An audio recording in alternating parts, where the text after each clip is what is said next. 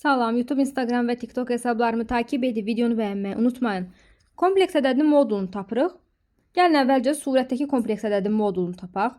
Modulda Z1 yazmaq istəyirəm. Bu surətə Z1 deyək. Məxrəcə Z2 deyək. Deməli, modulda Z1 belə tapılar. Kökün altında kökdə 7-nin kvadratı üstə gəl i-nin əmsalı 1-dir, 1-in kvadratı.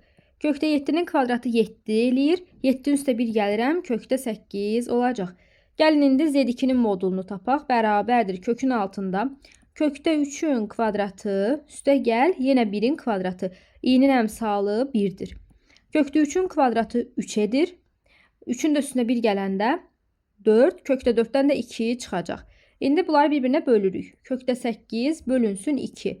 8-i biz 4 vur 2 kimi yaza bilərik. Böl 2. 4-dən 2 çıxar kökdən. 2 kökdə 2 böl 2.